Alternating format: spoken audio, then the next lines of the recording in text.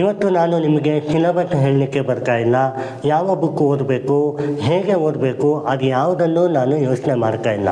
ಇವತ್ತು ನಿಮಗೆ ನಾನು ಹೇಳಲಿಕ್ಕೆ ಬರ್ತಾ ಇರೋದು ಒಂದು ಡಿಸಿಷನ್ ಕೆಪಾಸಿಟಿಯನ್ನು ಹೇಗೆ ತೊಗೊಳ್ಬೇಕು ಅನ್ನುವಂಥದ್ದು. ಯಾಕೆ ಬೇಕು ಡಿಸಿಷನ್ ಕೆಪಾಸಿಟಿ?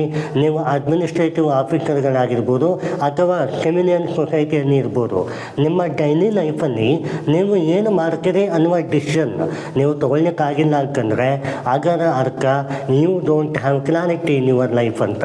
ಡಿಸಿಷನ್ ಕೆಪಾಸಿಟಿ ಸ್ವಾಮಿ ವಿವೇಕಾನಂದರು ಹೇಳ್ತಾರೆ, ಮೋಟಿವೇಶನ್ ಏನಿರ್ತದೆ ಅಂದರೆ ಸೆಲ್ಫ್ ಅವೇರ್ನೆಸ್ ಅನ್ನಿರ್ತದೆ ಅಂತ. ಡಿಸಿಷನ್ ಕೆಪಾಸಿಟಿ ಏನಿರ್ತದೆ ಸೆಲ್ಫ್ ಅವೇರ್ನೆಸ್ ಬಂದಾಗ ಅನ್ನುವಂಥದ್ದು. ಸೊ ನಿಮ್ಮ ಒಂದು ಮಾದರಿ ಲೈಫನ್ನು ನೀವು ಲೀಡ್ ಮಾಡಬೇಕು ಅಂತಾದರೆ, ಯಾವುದೇ ಒಂದು ಓದುವಿಕೆಯನ್ನು ಓದಬೇಕು ಅಂತಾದರೆ, ಇಲ್ಲ ಯಾವುದೇ ಒಂದು ಕೆಲಸವನ್ನು ಮಾಡಬೇಕು ಅಂತಾದರೆ decision capacity plays vital role to play. ಅದು ಬರುವಂಥದ್ದು ಸೆಲ್ಫ್ ಮೋಟಿವೇಶನಿಂದ. ಹೌದು ತಾನೇ? ಮಾಡ್ತಿರೋ ತಾನೇ? ಜ್ಞಾನಿ ನಿಮ್ಮೊಂದಿಗಿದೆ.